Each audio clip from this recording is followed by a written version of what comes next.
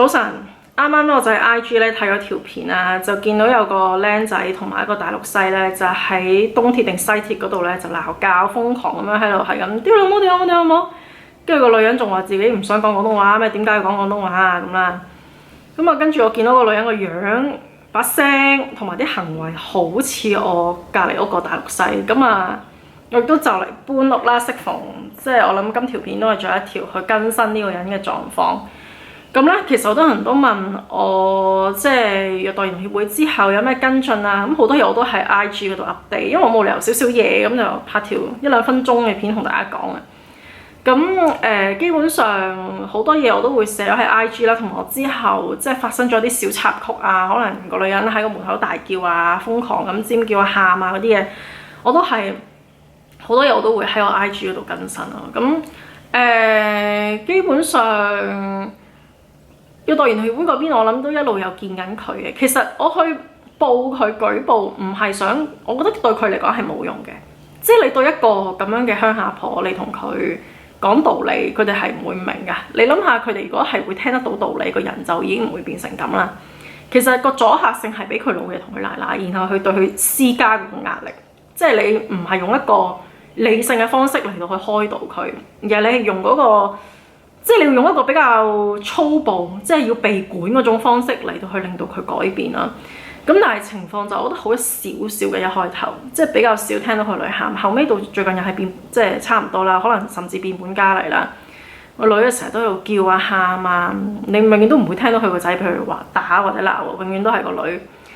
咁啊，佢會可能好大聲咁鬧個女曳啊，咩家姐蝦細佬啊嗰啲咁樣啦。咁我都幫唔到幾多，因為我覺得我做嘅嘢都已經做晒啦。咁協會嗰邊成日同我講就話，如果你覺得太嚴重，你就報警。咁我心諗就算報警都冇用啦，你報警，警察上一上嚟走咗，你咪可以繼續打佢，係咪先？即係其實父母對細路嗰個權力係好大嘅，即係你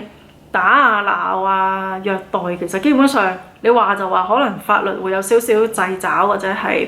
即係控制住你，但係你諗下你自己即係父母點樣對你？你冇得講嘅，尤其是當你細個嘅時候，你都唔可以即係一個機構或者係法律可以令到你因為你打你個女，因為你唔識教而捉走咗你個小朋友咁去另一個地方，即係呢樣嘢喺我哋個社會都係一種唔人道嘅方式啦。咁所以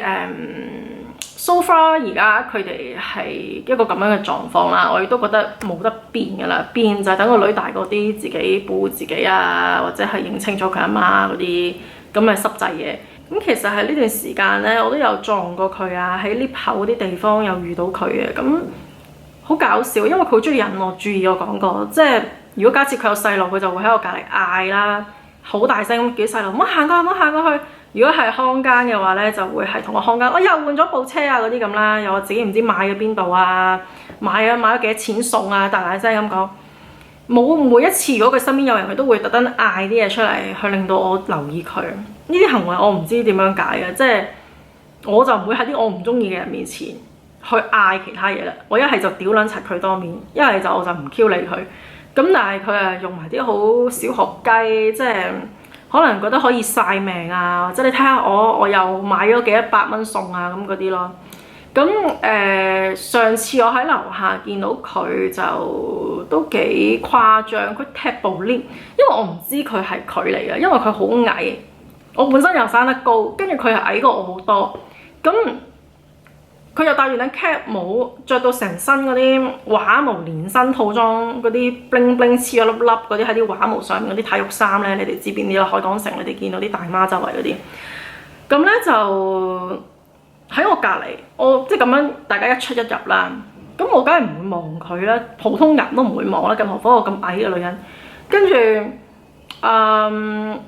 佢好大力咁樣踢個 lift 門啊，即係佢係大力到咧。boom boom 咁樣踢咗2下，跟住我係覺得哇，即係咩事啊？你會擰轉頭咁樣望，你諗下個 lift 係咪即係沉降啊，或者係點樣成啊？即係究竟係乜事咧？咁跟住佢就即係冇啊，佢就好大力咁樣撳 lift，啪啪啪啪咁樣閂咗個 lift 門啊！但係佢係踢咗用腳咧踢咗嗰個 lift 嗰埲牆係幾下咯。咁都係引我注意啊，但我唔知佢引我注意個 point 係乜嘢喎，即係要我注意到佢啊，留意到佢啊定點？哇！而家啲人真係存在感咁低嘅，即係要你唔中意嘅人，你都想去望住你，想去留意你。咁啊，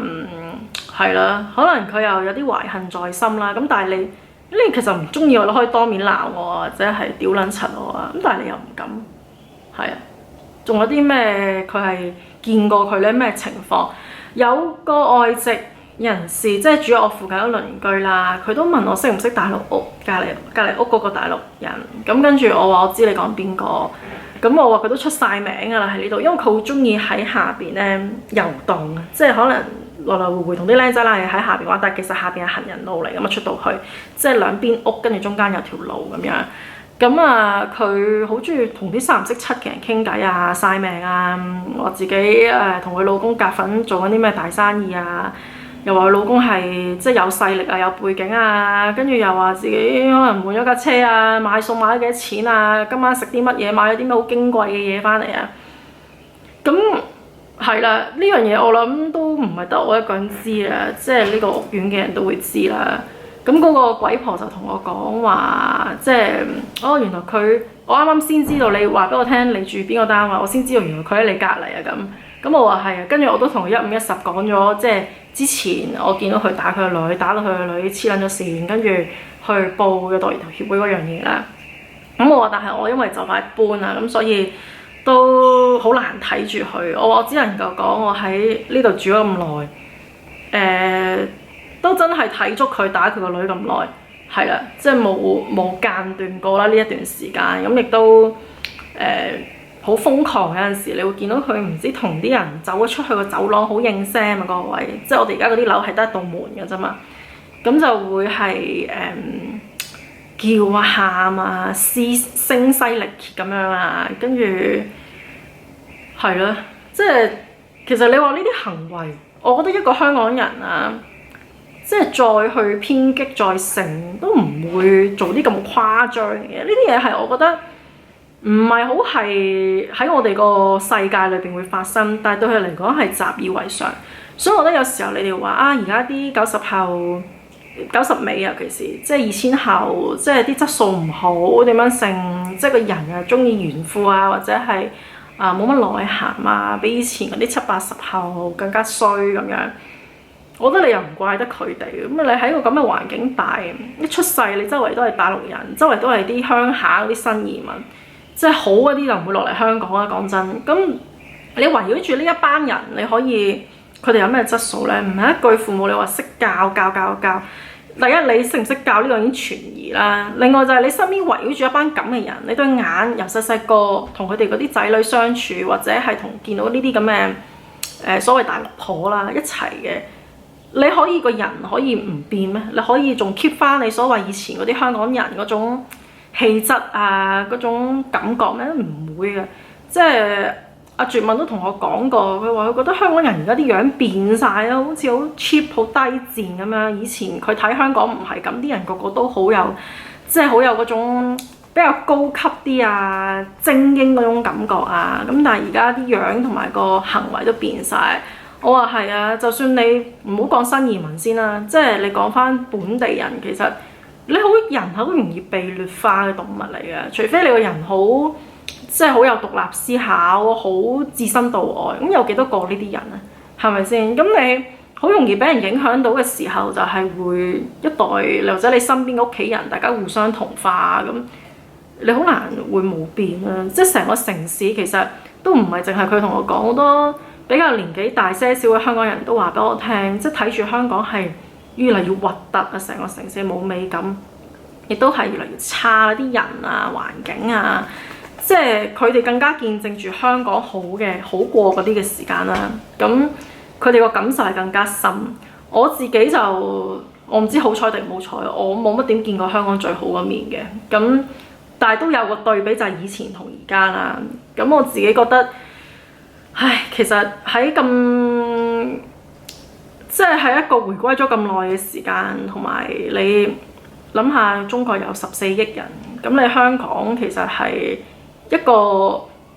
你根本好難以卵擊石咯，係啊，即係人哋要溝淡你嘅人哋要去令到你呢個地方變咗大陸化，甚至而家好多我見到香港嗰啲細路10零歲嗰啲已經話即係香港就係中國啊，咩家人啊，或者係